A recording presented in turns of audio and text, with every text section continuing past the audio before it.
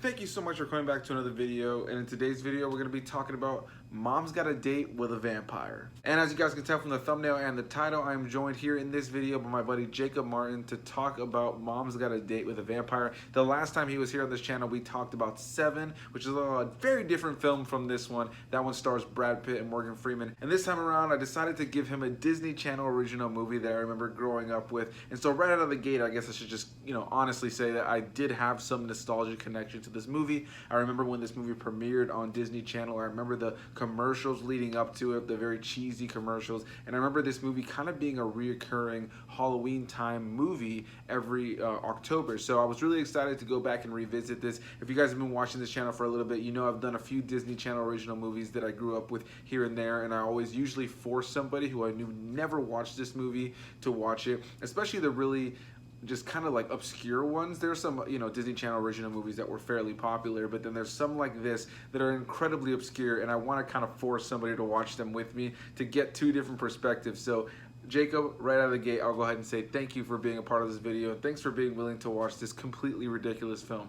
So what is this movie all about? Essentially, you have two main characters in this film. You have the son, Adam, who's essentially the main character, and then you have his sister, I can't remember her name right off the top of my head right now, but you got the older sister, and then they have a younger brother as well, but it focuses mainly on the brother and sister. They both have plans that they want to be a part of. Adam wants to go and be a part of this concert for his favorite band, and then the sister wants to go on a date. And yeah, they want to find a way to get their mom out of the house because they're technically grounded, and they want to try to be able to sneak out. So via some newspaper or like an ad for like relationships or like singles, kind of meeting singles kind of thing, they're able to reach out to somebody, and it just so happens that this person that they reach out to go on a date with their mom is actually a vampire. What I really enjoy about this film right out of the gate is, though it is incredibly cheesy, the performances are completely cheesy, and it's a very, very cheaply made film, what I really enjoy about it is that it just leans into how silly it is, and it's a film that, though it's very wacky at times, it is not the most compelling narrative. I found myself entertained going back and revisiting it. As a kid, I know I did really enjoy this film. There's going to definitely be some big negatives to talk about in this film and some criticisms that I definitely have that I didn't really view this movie with as a kid. But yeah, rewatching it, I had a good time with it, and what I really enjoyed about it was the fact that it leaned into the silliness, it leaned into being this incredibly cheesy, made-for-TV movie. And not only a made-for-TV movie, but a made-for-TV Disney movie. And what I also enjoy about it is that Jacob speaks about this a little bit in his section of the review as well, but they had a bunch of homages and references to classic horror monsters, and more specifically Dracula, and that's something I really enjoyed. They even have him quote a very famous line from Bela Lugosi's Dracula from 1931, which I really enjoyed. It's that famous line where Dracula says, "Listen to them, the children of the night, what music they make." I've always enjoyed that line. The way Bela Lugosi performs it and says it in that original film is one of my favorite things in all of horror. And it's not nearly said as cool in this movie, but I enjoy Shaughnessy in this film. I think he's the best part of this movie. I feel like he's the most entertaining part, and it's because he's the vampire, and he kind of leans into it. They're definitely pulling from that Dracula vibe, and yeah, I found the film to just kind of be a silly good time to go back and rewatch. Now, before I can get into the rest of my thoughts on this movie, and specifically more the negatives, let's go ahead and hear what my buddy Jacob Martin had to say about this.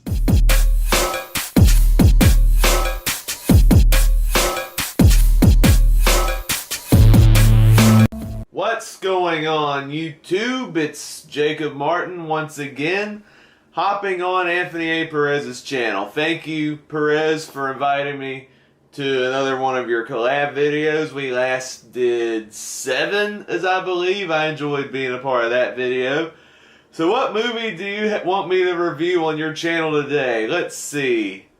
Mom's Got a Date with a Vampire. When you sent me this, I'm like, I have never heard of this movie. But it's on Disney Plus. Is this film any good? Oh, what did you get me into? So Mom's Got a Date with a Vampire is actually a Disney Channel original movie. It was released in the year 2000. I didn't watch a lot of Disney Channel movies growing up, so I don't have any nostalgia for a lot of these movies. I think the only ones I actually had nostalgia for was actually the Kim Possible movies and the High School Musical movies. That was about it. Those movies I still love to this very day. But yeah, Mom's Got a Date with a Vampire. I'd never heard of this film, and essentially the film follows this kid named Adam who's like very smart and he's very conniving and manipulative, but he's a big fan of vampire movies. So much that he annoys everybody with it. His older sister, his younger brother, his mom.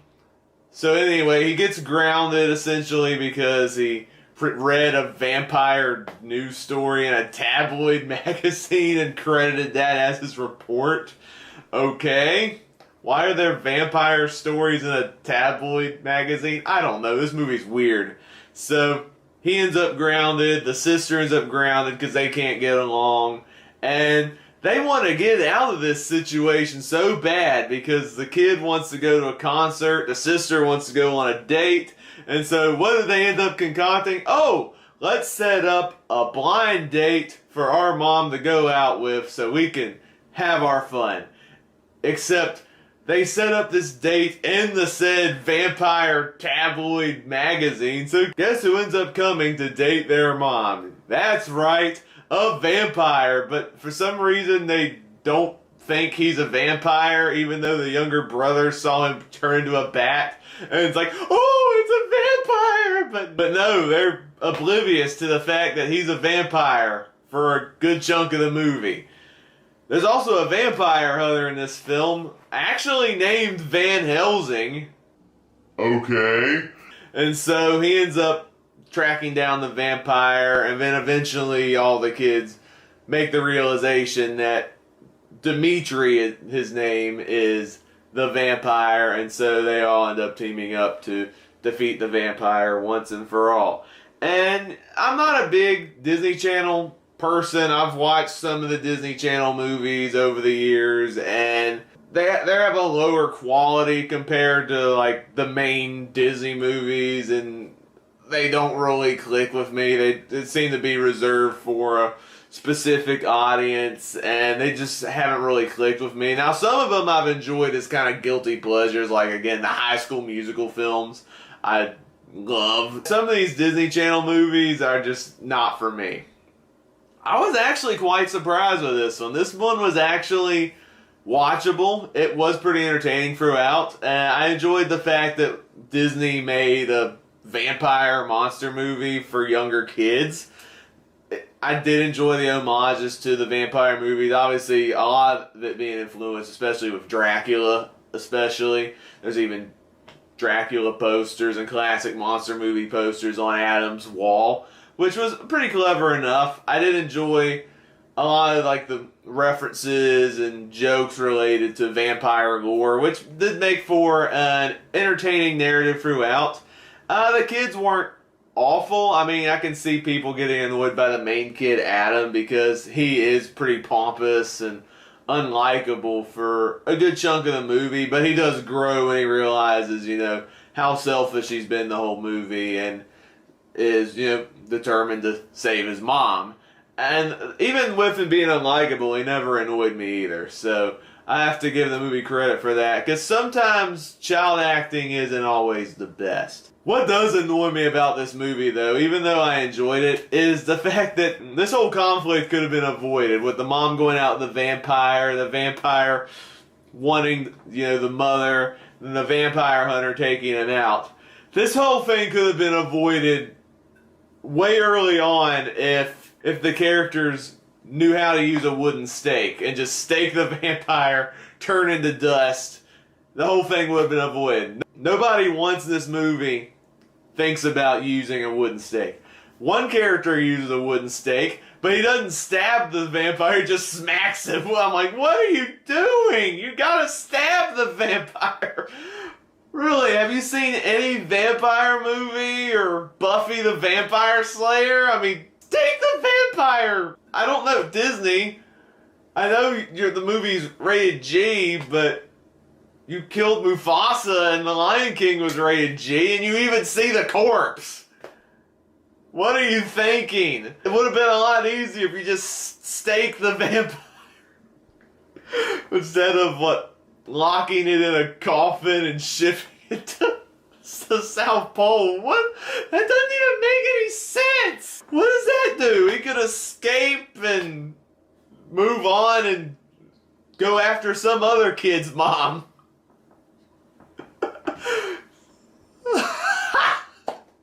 Okay, this is why I'm not gonna, if I have a vampire problem, I'm not gonna call any of these kids or Malachi Van Helsing to take down a vampire. I'm just gonna call Buffy. I'm just gonna go up to Sarah Michelle Gellar and say, hey, can you reprise your role as Buffy and take on a vampire? Yeah, I'm gonna get Buffy. Buffy knows how to take vampires out. She means business. Yeah, I need my Buffy right now. So yeah, Mom's Got a Date with a Vampire. All jokes aside, it is a harmless enough kids movie. There's nothing too annoying about it except what I just ranted on, but I mean, it's harmless enough. It's nothing awful. It's nothing offensive or anything. It's just a harmless enough vampire movie that younger kids can sit down and enjoy. It's cheesy fun. It's not the worst thing I've seen on the Disney Channel, but it's a watchable, fun enough time. If you can tolerate movies like this, then I think you'll have a good time with this one, whether or not you have kids or not. I'm going to give Mom's Got a Date with a Vampire a 3.5 out of 5 stars, and on the 100-point scale, it's getting a 62 out of 100. Thank you once again, Anthony Perez, for having me on board with this collaboration. If you don't know who I am, I also have a YouTube channel, Jacob Martin, where I do movie reviews, TV reviews, ranking videos, and other fun stuff along the way. If that sounds like something you enjoy, I'm sure there'll be a link in the description below where you can check out my channel and you can check out all the content that's over there. Thank you, Perez, for having me on here. I won't hold you up any longer. I'm sure there's more you need to talk about in your part of the video, so I hope you all have an amazing day, and I'll see you later. A big thanks to my buddy Jacob for being here in this video. As usual, with everybody who comes here onto my channel, you guys can go ahead and find the link to their channel down below in the description box.